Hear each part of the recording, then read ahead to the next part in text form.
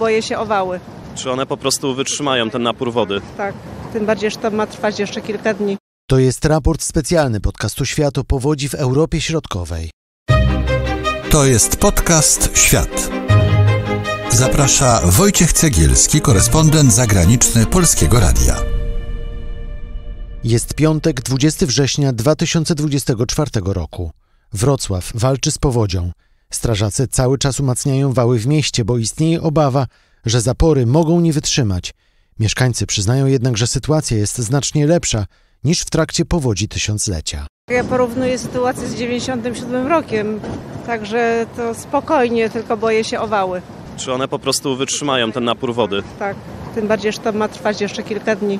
W 97 roku to pracowałam tutaj w rynku, to była masakra. Sytuację we Wrocławiu obserwuje wysłannik Polskiego Radia Dawid Grygorcewicz. W newralgicznych miejscach wały zostały wzmocnione. Nadmiar wody jest również rozlewany do 5 okolicznych polderów. Oczywiście stany alarmowe wody we Wrocławiu są cały czas przekroczone, ale nie ma przypadku wylewania się rzek z koryta. Najtrudniejsza sytuacja jest w północno-zachodniej części miasta, gdzie przepływa rzeka Bystrzyca. Jednak w zdecydowanej większości miejsc życie po prostu toczy się normalnie. W centrum Wrocławia, w popularnym miejscu, czyli Ostrowie Tumskim, wzdłuż Odry spacerują dziś turyści i mieszkańcy. W drodze do Wrocławia jest 600 żołnierzy Wojsk Obrony Terytorialnej. W sumie ma ich być we Wrocławiu około 1000, mówi oficer prasowa Podkarpackiej Brygady Terytorialsów podporucznik Magdalena Mac. Na miejscu dowódca wojskowego zgrupowania zadaniowego podejmie decyzję, na które kierunki zostaną rozdysponowani żołnierze 3. Podkarpackiej Brygady Obrony Terytorialnej. Dodatkowo Podkarpacka Trójka jest w stałej gotowości do kierowania kolejnych sił w następnych dniach. Walka z żywiołem trwa także w Brzegu Dolnym. Tam jest wysłannik Polskiego Radia Patryk Kuniszewicz. Rzeczywiście ten wał już jest nasiąknięty Odrą, a fala cały czas przechodzi.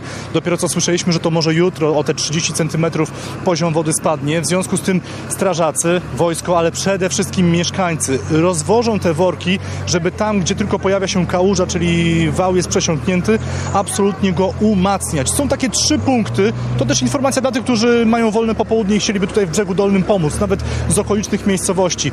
Polecam rynek. Tutaj jest nasz sztab centralny. Oczywiście pod mostem też wzmacniamy wały i przy Domu Kultury. To są takie 3 miejsca bardzo ważne i zagrożone, a to są doświadczenia z 97 roku. Tymczasem mieszkańcy terenów, które najbardziej ucierpiały w wyniku kataklizmu, powoli podnoszą się po przejściu wielkiej wody.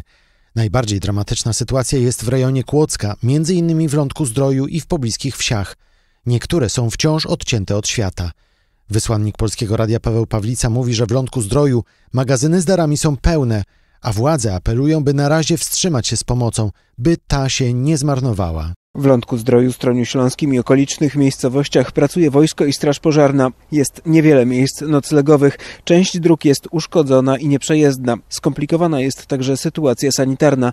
Czasem będąc niesionym przez chęć pomagania i mając dobre intencje, można jednak spowodować więcej problemów, mówi Maciej Sokołowski, koordynujący jedno z centrów pomocowych w Lądku-Zdroju. Mogą się Państwo natknąć na gigantyczne korki na drogach, bo do Lądka prowadzą w zasadzie 2 drogi, które są częściowo uszkodzone i tam będą gigantyczne korki. Setki mieszkańców i wolontariuszy zaangażowanych w niesienie pomocy jest mocno poruszonych skalą wsparcia, które dotarło do nich już kilka godzin po kataklizmie. Chciałbym bardzo wszystkim podziękować w Polsce, za granicą.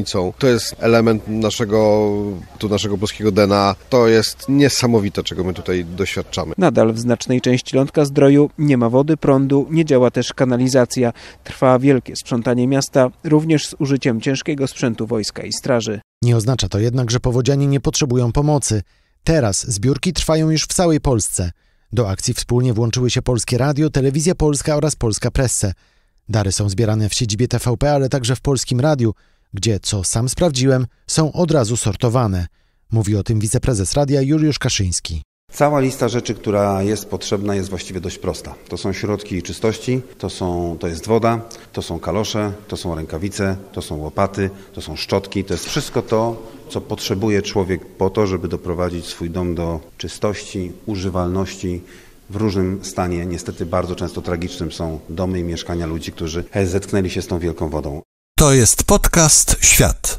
Tymczasem w Kłodzku zapadł pierwszy wyrok w sprawie szabrownictwa na terenach powodziowych. Osoba oskarżona o kradzież alkoholu dostała 6 miesięcy więzienia. Wyrok nie jest na razie prawomocny.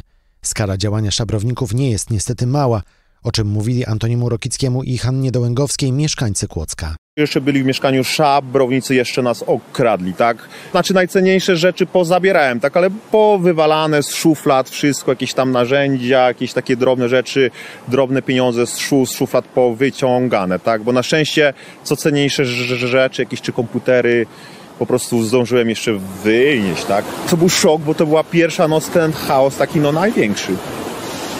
Jak to jest możliwe, że nie może pan otworzyć drzwi? Tak napuchły, a nie wziąłem wkrętarki, żeby tą śrubę odkręcić. Bo co z tego, że zamek jest, jak nie ma pod tą listwą, wyrwane wszystko jest. Dlatego, żeby zabezpieczyć mieszkanie przed złodziejami. Czyli ta śruba została przez pana tutaj wstawiona, wkręcona dopiero po powodzi. Tak.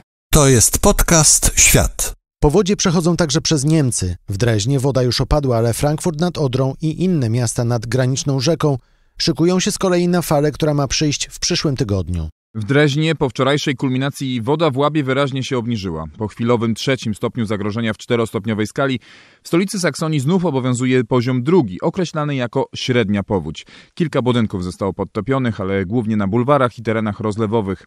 Fala na Łabie, na której w ostatnich dniach skupiona była główna uwaga mieszkańców Niemiec, płynie teraz z Saksonii w stronę sąsiedniego landu Saksonia-Anhalt. Tam przygotowania trwają, ale woda nie powinna wyrządzić wielkich szkód.